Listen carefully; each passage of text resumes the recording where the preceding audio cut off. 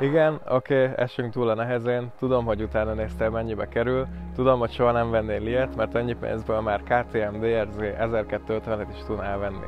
Van igazság ebben is, viszont ne felejtsük el, hogy amíg valamit gyártanak, akkor valószínűleg igény is van rá addig, szóval csak el kell vonatkoztatnunk azoktól a gondolatoktól, amik eddig a fejünkben voltak. A svéd srácok elkezdtek összehegeszteni néhány zártszelvényt egy-két maradék gázcsővel, majd kész lett, és azt mondták, hogy jó, adjuk ki gyártásba. Szóval így született meg a kék ösa, vagyis magyarul a gombóc.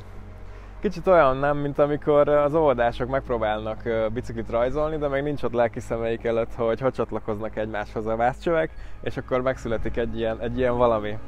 Viccet félretéve, nekem nagyon tetszik ez a forma, amikor először megláttam, rögtön a Honda Zoomer jutott eszembe, ami már szintén rekordárakon cserél gazdát, de ezért tetszett meg rögtön, mert kicsit más, mint a többi, nem ugyanolyan szabvány, ha jogos. Ha viszont szigorú akarok lenni, ez lehet a hátránya is, ugyanis nézzétek csak meg ezeket a kis sárvédőket. Sokkal jobban ki vagyunk téve egy ilyen motoron az időjárás viszontagságainak, mint mondjuk egy hagyományos Honda Dion vagy Yamaha Jogon. Cserébe megkapjuk a modularitás előnyeit, ugyanis mindent lehet hozzá rendelni. Ide csomagtartó, oda kis doboz, ilyen plexi, olyan kartámasz, gyerekülés, szóval van minden. Praktikusság szempontjából tényleg nyerő az ösa. A futóművünk nagyon kellemes, főleg ezeken a ballonos kis téli gumikon. Nagyon jól veszi még ezeken a kis kerekeken is a városi kátyúkat, és hát láttatok már ennél aranyosabb fordított telót elől.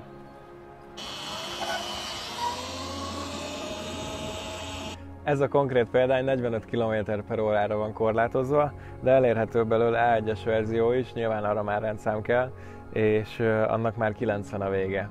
Alapvetően 5 lóerőn üzemel, 7 lóerő a csúcs teljesítménye, és 150 Nm nyomatékot ad le a hátsó kerékre ezen a fogasszíjhajtáson keresztül. Nagyon jól ki lehet vele lőni, ezt a 45-öt úgy éri el, hogy kb. Letépi a fejed.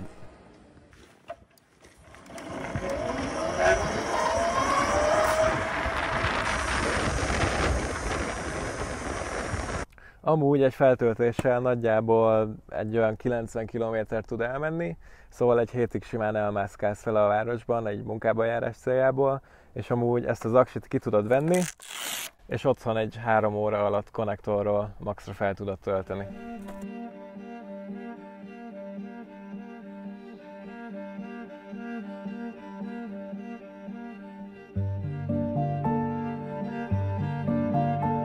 Gyerekkoromban még nem motorokra, hanem biciklikre szórtam el minden félretett pénzemet. A bringás haverjaimmal rengeteg biciklit raktunk össze, építettünk át, majd a maradék alkatrészekhez vettünk vázakat, hogy csináljunk suliba járós bringákat. Ekkor én 2005-2010-et írhattunk, csorgattuk a nyálunkat a Kona Stinkikre, a speci demo hetekre, kívülről fújtuk az MVD7 zenéit, és ezért is ragadta meg rögtön a figyelmemet ez a tesztmotor, mert olyan, mintha házasítanánk két egymástól amúgy nem túl távol lévő világot, mintha ötvöznénk egy nagyon fullos DH bringát és egy crossgépet. Ez a Kék Kalk OR Race.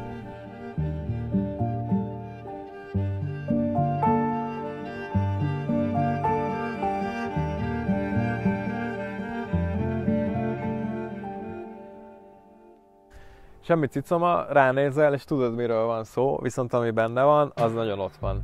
Ölinsztelók elől, ölinszgátlók hátul, amiknek ráadásul állítható az előfeszítése is. Van 11 kW-unk, vagyis 15 lóerőnk, ráadásul 280 Nm azonnali nyomaték, ami lánchajtással csatlakozik a hátsó kerekekre. Brutál gyorsulásokat le lehet vele nyomni, szerintem 50-ig bármit legyorsul. És ha jól tudom, jövő héten egy hölgy fogja elvinni ezt a gépet, és 250-es négyütemű crossgépek ellen fog versenyezni, szóval erőben eléggé ott vagyunk. Van háromféle menetmódunk, és van háromféle motorfékünk is, amit a középkonzolon, a műszerfalon tudunk állítani. Szóval hagyományos műszerfalunk nincs, csak ez a kis kijelzőcske, kis visszajelző. Ezzel a gombbal kapcsoljuk be a motort. Itt kéken világít, amíg bebútol. és kis aranyos hanghatásokkal. A bal oldali tekerővel állítjuk a ride módot, az 1-es a leggyengébb, a 2-es egy ilyen közepes, a 3-as pedig egy ilyen elég brutál, az a legerősebb menetmód. A motorfék az a jobb oldali kapcsoló, az 1-es állásban nincs motorfékünk, ha elengedjük a gázt.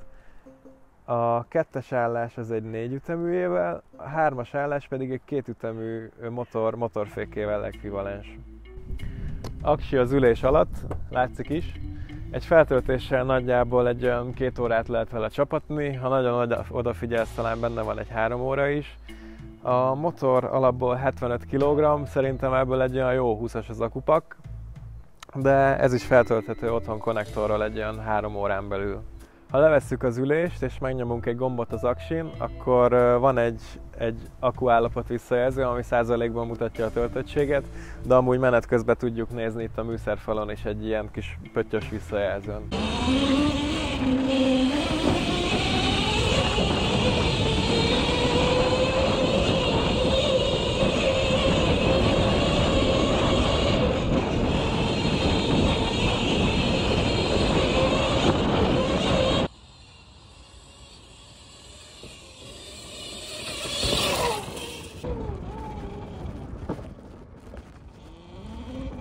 És hogy milyen vele menni? Hát azt tudom mondani, mint egy baromi erős biciklivel. Iszonyat erő kapcsolódik ehhez a nagyon pehely súlyhoz. Tényleg egyszerűen átrepülsz vele minden bukkanón, ugratón, baromi könnyed az egész kezelhetősége amúgy is. Az első sarkon, amikor elkezdtem vele menni, majdnem hanyat vágottam vele, mert gondoltam, kikapom egy kerékre, kicsit menőzök, aztán majdnem hanyat vágottam vele, mert az elektromotornak a nyomatéka azon nyomban ott volt a hátsó keréken, amint elértem egy bizonyos tempót, és hát mivel nincs még nagy tapasztalatom így elektromos motorokkal, így nem biztos, hogy elég releváns az én véleményem. Nekem fura volt amúgy először, hogy bal kézzel kell hátsó fékezni és nem jobb lábbal. Az első nap rendszeresen majdnem lecsúsztam így a jobb lábtartóról, de illetve az is fura, hogy nincs kuplung, hanem tényleg csak gázzal tudod irányítani a hátulját a motornak, de ha nálam lenne egy hetet valami zárt pályán, biztos hozzászoknék, illetve kíváncsi lennék amúgy egy profi crossos véleményére is, aki mondjuk egy hagyományos gépről ül át erre, hogy mit gondol.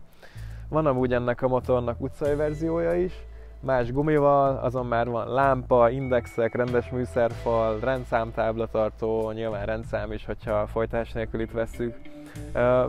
Az egy eléggé vicces kis szaladgálós lehet így a városban, én szívesen járnék olyannal így munkába ide-oda ügyet intézni.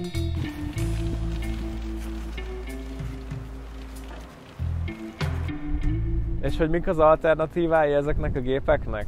Hát van azt mondja Surron, Zero, Super Soco, ez a Niu, de a kék az tök más tészta a piacon. Érted? Tészta, kék.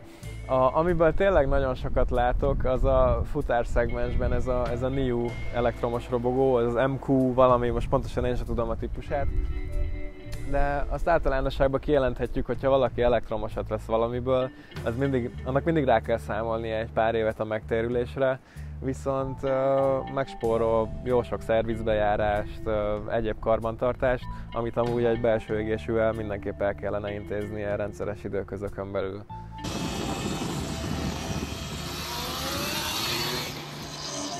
Nem számítok rá, hogy a közeljövőben kék robogók lepik majd el Budapestről Magyarország utcáit. Bárhogy is nézem, ez egy designer termék, és ennek a különbségnek mindig meg lesz a maga felára.